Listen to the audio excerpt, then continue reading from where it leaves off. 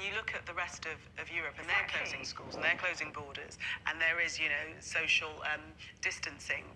No, but the thing is, hold on, I haven't finished my point. The thing is that we have to realise that there is such a thing as doing too little, and there is also such a thing as doing too much. And we have to think about the consequences that government action can have on really serious problems like loneliness amongst older people, the destruction of social bonds, and the creation of an authoritarian climate, which actually is not conducive to the solidarity we need to overcome a medical crisis like this. So all I'm saying is we have to take action. South Korea and China, the numbers are diminishing. But the authoritarianism in China was extraordinary. We can't do that in our country. There are actual laws that have been created over 500 years that protect the individual from that kind of intervention. Well, do we want to radically transform we are going to talk about the emergency laws that are going to be brought in, but just in terms of the figures, because I hear your point about not wanting to alarm people unnecessarily, but sadly we've had the 35 deaths.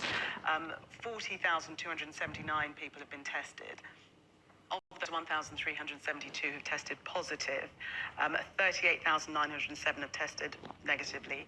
So it's only 3.4% were positive. So when you look at the figures like that, it's not as alarming as you're saying that, The figures are not accurate because they're not testing. The official line is that people are not being tested. Well, they're not going to be tested now unless they're in Well, they haven't been for some time. There've been a lot of accounts of people who said they have the symptoms, they're self-isolating, and they've been told they can't have a test. And the government said earlier on in the week that they thought it was probably more like 10,000. So these figures are. I have to say, Brendan, we are going through something that is not unlike a war here. And I am pretty shocked that you're turning this into a party political issue of left and right. How did I do that? You said it's leftist people who are wanting to close Apocalyptic. Come in this. Where does leftist come in this? It's nothing to do with left or right. This is to do. Nobody knows what's the right thing to do in this situation. Everybody in this country is worrying about their loved ones. People older than you, people in the 55 plus age category are worrying about whether they are going to die. Many people are worrying about whether their parents and grandparents are going to die. We don't know what is the right or wrong thing to do. What we do know is that what we're doing is out of step with what the rest of the world is doing. But how do you know that what we're doing is wrong? I didn't say. Did you not listen to a word I just said? I just said we don't know what is right. Shouting. I said we don't know. I said we don't know. Calm down a bit. No, I don't have to calm down if I don't want to. This is a really serious situation. When I was on with you 2 weeks ago, you said everybody was making a lot of fuss about nothing. You did. You pretty much did. Brendan, what is your point? My point is, as I said 2 minutes ago, this is an incredibly serious situation. The wolf is knocking at the door. This is a global crisis and people are going to die. Now, what I'm also saying is that it is utterly unhelpful to respond to that by saying, oh my God, doom and gloom, stop the world as we've known it, transform the world forever, because I actually think if we go along some of these roads, the world will never be the same again. But this might transform them. But what I'm saying is that our response to pandemics like this determines the impact that the pandemic has. Now, we can respond in a reasoned, calm way, which devotes a huge amount of resources to protecting vulnerable and elderly people in particular, and I think we should do that. Or we can respond in a way which stops society from functioning, which forces people to stay at home, and which has an incredibly detrimental impact on the economic and social health of our society. Those are our choices. That we might have to change as a society. Let's look at the Daily Telegraph, and the headline there, £1,000 fine or custody for refusing to quarantine. And this is the police being granted emergency powers, as the over 70s could face 4 months in quarantine. Well, I don't know whether, I mean, it's horrendous. It's a horrendous thing in a free society to be considering such a thing.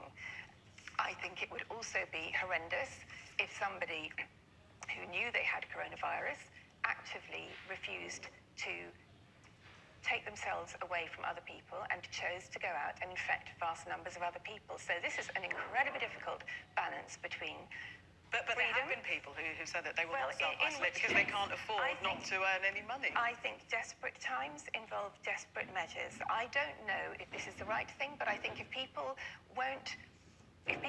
can't be trusted to protect their neighbours and their friends and their family and strangers from a virus. If they willfully go out and behave in ways that they know will infect other people, then I think there probably should be a fine and a penalty for that. And in terms of older people, and I know many people who will fall into this category, having to stay at home for 4 months, they are not being told they will be arrested if they don't stay at home. Nobody is going to have policemen outside their front door guarding them.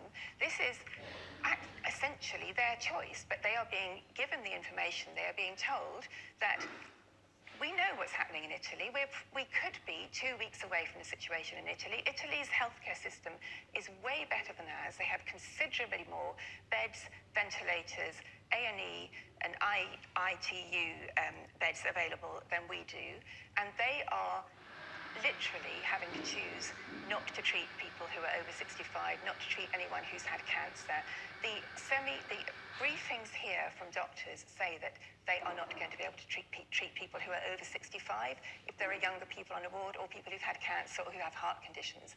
That's what we're facing. So I think if older people know that that's a reality, they can make the choice themselves. The government is saying they can make the choice, but the recommendation for them is to stay at home for 4 months, which is pretty miserable, but it's better than dying. Brendan, presumably on this, you think this is going too far?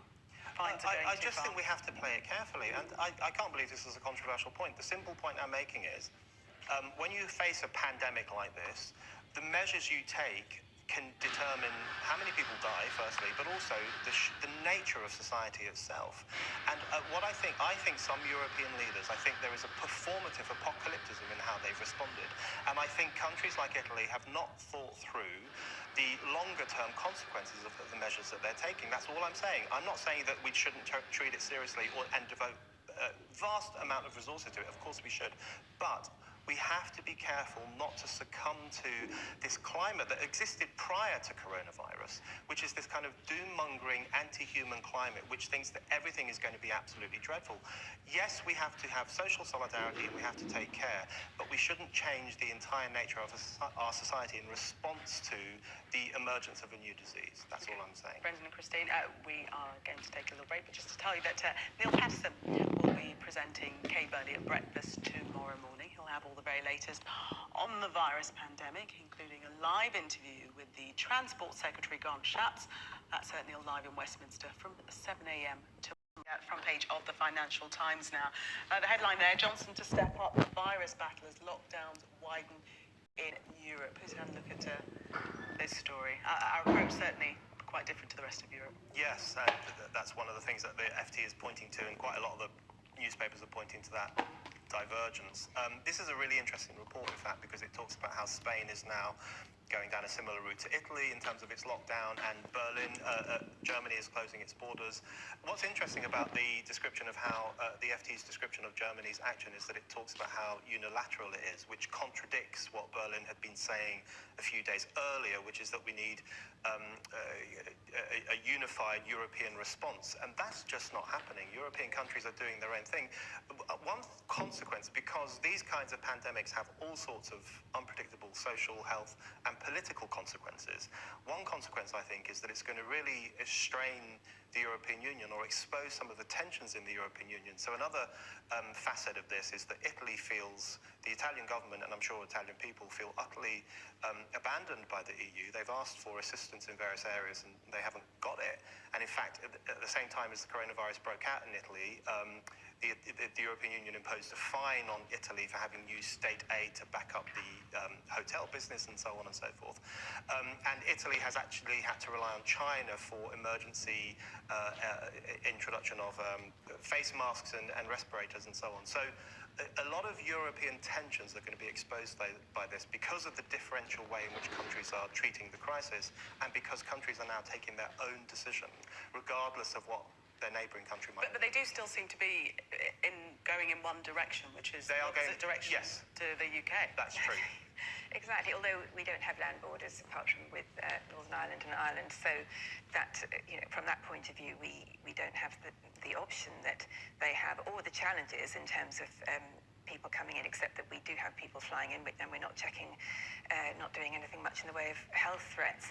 I think there's a much bigger issue about global leadership, and it was one that Gordon Brown highlighted in a piece he wrote for The Guardian on Friday, which is that nobody is taking a global lead on this, and Trump is doing exactly the opposite, except that every single word and lie he utters spooks the markets, and now some people have had 30-40% wiped off their pensions and investments. There's another story on the front page of the this evening, FT. I mean, he's done quite a bit to reassure he's trying Americans, to, but the testing program is being ramped up.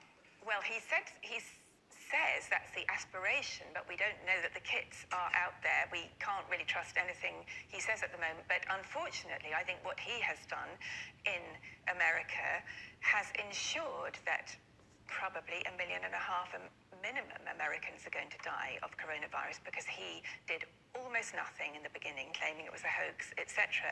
But on the broader sense, I think we do need global leadership. We haven't got it, and we haven't had to deal with anything like this since the Spanish flu of 1918.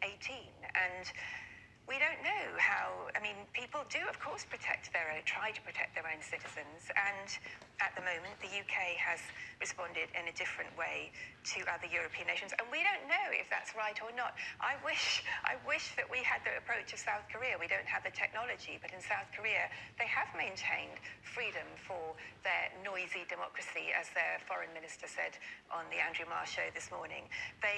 What they have been doing is testing rigorously, tracking, monitoring patients who are ill through smart technology, and asking people who have been infected to self-isolate, and that's worked incredibly well. They are reducing the number of infections. They've been very effective. What we don't know is whether they will be able to contain it completely. Certainly, the UK is acting on the assumption that it can't be contained. And I think Germany is acting on a similar assumption, actually, so we'll just have to see. And that's mentioned just very quickly in the Mail. Now Germany seals itself off. The headline there is draconian curbs sweep the continent. So as we were saying previously, you know, the rest of Europe does seem to be moving in one direction, which is much more hardline. Yeah, I think Britain might go in a similar direction, which would worry me, personally speaking. But I think one thing, this Mail spread is actually very interesting in looking at how European countries are doing different things, but as you say, it's going in a similar direction of basically draconianism. I'm interested to know what the consequences of this will be. I mean, we know the consequences of the disease. It will have an incredibly detrimental impact, particularly on elderly and vulnerable people. I think it's also time to think about the consequences of the political actions and decisions that are being made, because I think Europe will not look the same after this, and I think the post-pandemic world is going to be completely different to the one we currently live in, and that will shake things up just as previous plagues have done throughout human history. That will shake things up in a way that we can't quite understand at the moment. It will be very interesting to see how that happens. Brendan and Christine, thank you both. We shall see you in an hour's time. Coming up next on Sky News at 11, all the latest on the spread of coronavirus.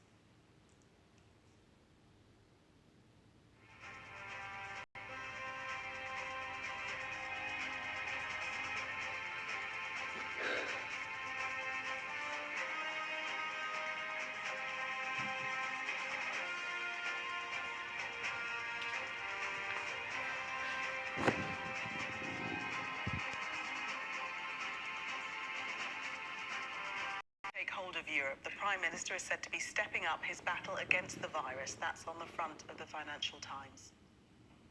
The Guardian says the virus could last up to a year and see 8 million people in hospital.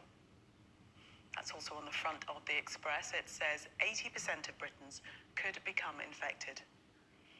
The Daily Telegraph says people risk being taken into custody or a £1,000 fine if they refuse to be tested or go into quarantine for coronavirus.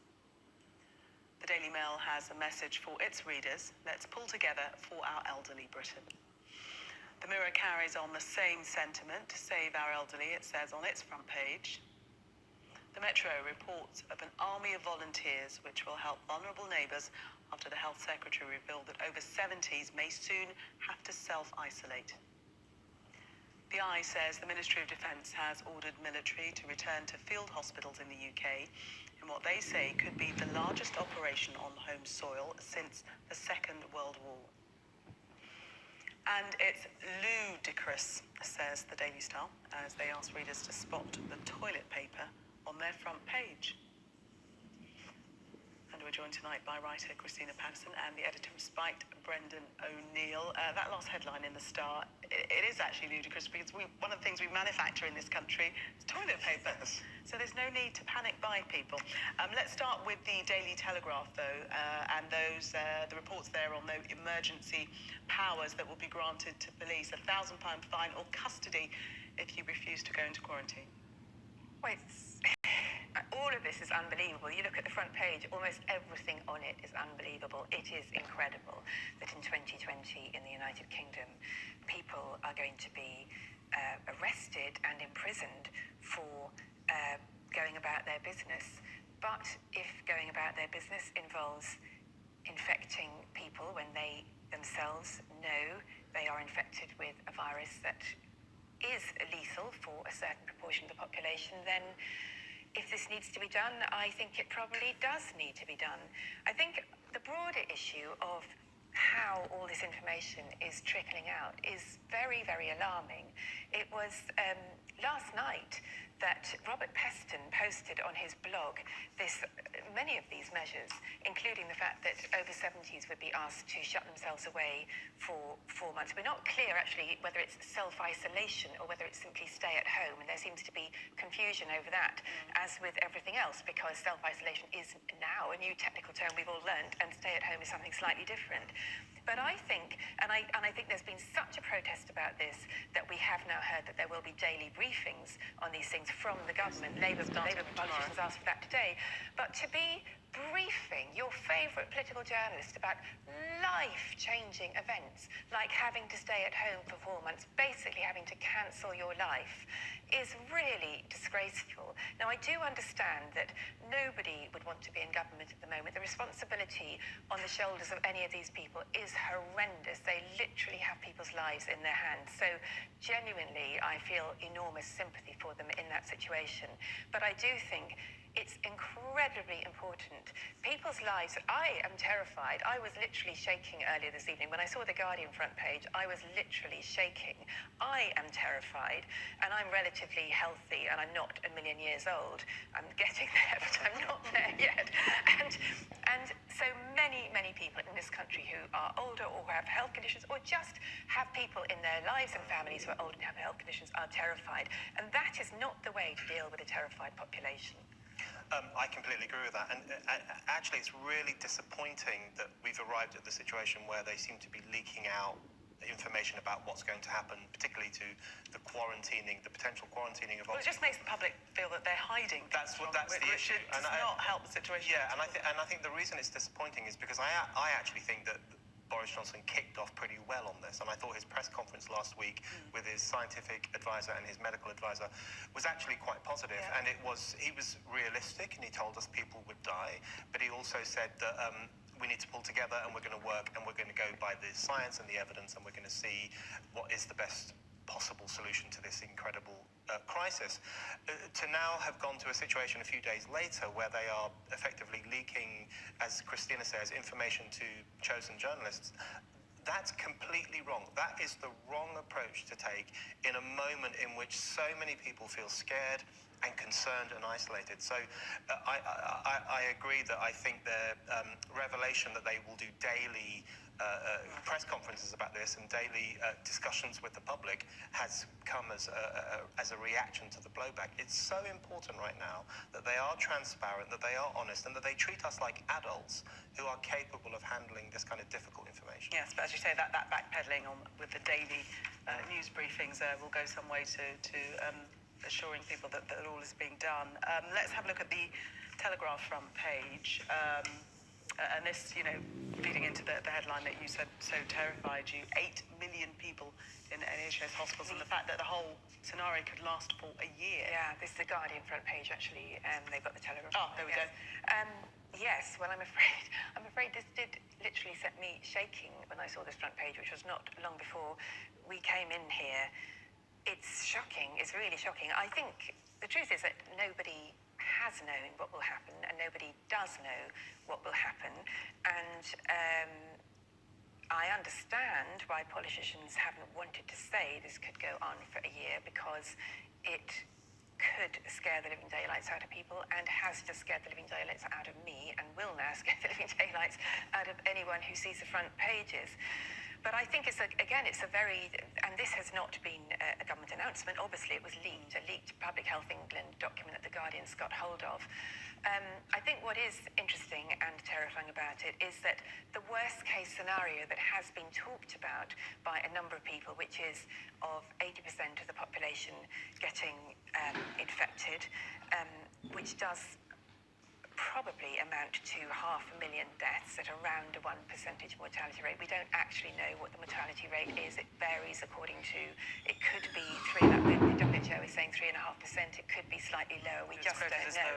But either way, we are talking hundreds of thousands of people, and that obviously is devastating for anyone to hear about that, and that's more people than died in the Second World War. So we are in a war situation, and none of us, I mean, we're all going to have to learn how to adjust. But I think we should just say, in order of balance, that people do recover from this virus. Yes, of course, most people do. The vast majority of people do. The vast majority, I mean 96.5% of people recover. But obviously there are more vulnerable groups, and actually over 50s are more vulnerable than under 50s, and more as you get older. The Times is looking at this concept that we hadn't heard of before, the herd immunity. We've heard from the Health Secretary that this isn't their desired route, we've been told by Matt Hancock. But it does seem that everything that is being done by the government moves toward that being, what they are actually putting in place. I think there's some confusion over this. I think a few people have used the phrase herd immunity, which does sound pretty horrifying, because what it sounds like they're doing is allowing the disease to run rampant through the country until we build up enough muscle to deal with it. I don't think it's that conscious and that cynical. I think really what's driving them is the recognition that it can't actually be contained, because once it's out, and it is going to spread, and we've seen that around the world. And I think people are saying that the government, the Boris Johnson government, is only interested in the survival of the fittest and is going to leave the old to die. I think that's actually really, really unfair. And the point is that actually what's really interesting about this report in the Times and about this broader discussion is that it is bringing to the public a conflict between experts. So we have the experts who are advising Boris Johnson, who are saying, look, we can't contain it, it's now the delay process, and we have to take these various forms of action in order to make sure that not so many people die from this. But then you have other experts who are saying you need to do something completely different to that. This raises the question of the role of expertise in politics. There was a letter signed by a few hundred scientists. And yes, over 200 scientists. 200 scientists published in the newspapers, and it was really flagged up by the BBC. I actually thought that was quite irresponsible, because other people... Of the scientists? No, of the media who flagged it up, because other people have now looked at the list of those scientists, and there aren't many virologists, there aren't many epidemiologists. Some of them are PhDs. So what we're witnessing, I think, is this question of what role expertise should play in politics, and when you have to listen to the experts and when you have to filter out certain other experts, and that's a difficult question, and one that remains to be resolved, I think. Just to update on that Guardian story, there's a response from Public Health England that I've just seen that's coming via our news wires. Dr. Susan Hopkins, Deputy Director of Public Health England's National Infection Service, said PHE used reasonable worst-case scenario figures to restate the importance for people with symptoms to stay at home, including healthcare workers, in order to reduce the spread of the virus. So that's the very latest responding to that article from Public Health England there. Yeah, okay. Thank you. On the herd immunity, I mean, again, this is a nightmare. I mean, it's a nightmare to get one's head around which approach is right, and it's a nightmare for the politicians involved. There was an interesting piece in today's Observer, I think, by a Harvard-based epidemiologist, saying that when he saw, and he's a Brit, I think, when he saw Britain's policy of herd immunity, or whether it's a policy, the kind of general understanding, this is what was going to happen, he thought it was a joke, he thought it was satire, and he he is one of the top I can never pronounce that word, which is unfortunate in the current situation, epidemiologists. So I think what's terrifying about this is other countries are not assuming that 80% of the population will get infected, and South Korea certainly isn't. I mean, as I said earlier, I really, really wish we lived in South Korea for this reason, because they are clearly aiming to contain it, and it looks as though they're winning, containing it. And presumably, if they police their borders, I don't quite understand the logic of this, because if you were to go very hardline, I know you're not keen on that, Brendan, I don't think you're particularly keen on it, but if they were, for example, to insist that people had a certificate of being free from coronavirus when they came into the country, then I don't see why, unless some rogue person came in, the system they have underway of smart tracking wouldn't continue to work. And so I just wonder whether, and I'm afraid, again, there's no point, the genie is out of the bottle, but I'm afraid our government did look as though it acted pretty late on this. I mean, even 2 weeks ago, on the Friday, Matt Hancock wouldn't even go on the Today programme, and Boris Johnson announced on the Saturday that he would chair a COBRA meeting on the Monday. That is 2 weeks ago. Things have changed. Things have changed an awful lot in that time span. Christina and Brendan, for the minute, thank you. We are going to take a break. Coming up, Save Our Elderly. That's the headline in the Mirror. Stay with us for more. Welcome back. You're watching the press preview with me tonight, Christina and Brendan, and we're going to take a look at mail in this section and their front page. Let's pull together for our elderly. People very worried about the elderly who might have to self-isolate. We're told potentially for up to 4 months. Well, yes, not a cheering prospect for anyone. In fact, a terrible prospect for most people. But if the choice is a serious risk of death or staying in, then I guess most people will choose to stay in. But then how do people decide when they rely on carers to come and help them have a bath, get out of bed? I mean, they're not talking about self-isolation in the sense of you can't come near serious risk of death or staying in, then I guess most people will choose to stay in. But then how do people survive when they rely on carers to come and help them have a bath, get out of bed? I mean, they're not talking about self-isolation in the sense of you can't come near. I mean, for people who need care, they will have to have care, and the risk, and unfortunately they will be exposed to the risk. And as we know, there is 6 in a care home in Scotland today. 6 residents have been diagnosed with the virus. So unfortunately, there isn't a way of stopping that. But what we can do, we've seen people behave appallingly in supermarkets, panic buying all the loo paper. Yesterday, a 56-year-old man not far from where I live was mugged for his toilet roll. Can you believe it? I mean, we are seeing, I think this is what happens in an extreme situation. You see the worst of human nature, but also, thank God, you see the best. And people are beginning to rally around and organise volunteer groups to help elderly people with shopping, visits at a 6-foot distance, and WhatsApp groups and Facebook groups. And one woman has come up with the idea of a postcard saying, "My name is X. Yes. I live at number blah. If you need shopping or a phone call or anything, I'll be here to help." And I think people talk about the Blitz spirit. We don't actually know how people behaved because the vast majority of people weren't alive, and I'm sure plenty of people behaved as appallingly as people have done in supermarkets now. But this is an opportunity for us to show our mettle. We all get those opportunities when bad things happen in our lives, which happens in everyone's life at some point. But there are people who will be particularly badly affected by this, and we just have to try to help and support them. Yes, I mean, I heard one doctor on the radio today saying that those people that are stockpiling will literally have blood on their hands because the people that really need the supplies will get Absolutely right. Absolutely right. The Metro, their headline is basically "Be kind," isn't it? What we're talking about. There's been one suggestion that supermarkets open earlier, say 8 to 9 a.m. and for that hour only the elderly go shopping, idea. which is I think is a fantastic idea because they need to actually get their Great supplies. idea, yeah. But the Metro is saying that it's cool to be kind. Yeah, cool to be kind. Good headline. And this is about a potential army of caring Brits who will help elderly people, because they are facing troubles. I mean, if they do have to self-isolate for 4 months or stay at home as much as possible for 4 months, that's going to be incredibly difficult for old people. Not only is it going to be practically difficult, it's going to be socially dispiriting. It could accentuate one of the worst problems amongst elderly people, which is the problem of loneliness and a sense of removal from society. So a lot of those problems will get worse. One of the things that does worry me a lot about this crisis is I do worry about the pre-existing fraying of social bonds and the lack of social solidarity, and the way in which that will make it more difficult for us to deal with these kinds of issues.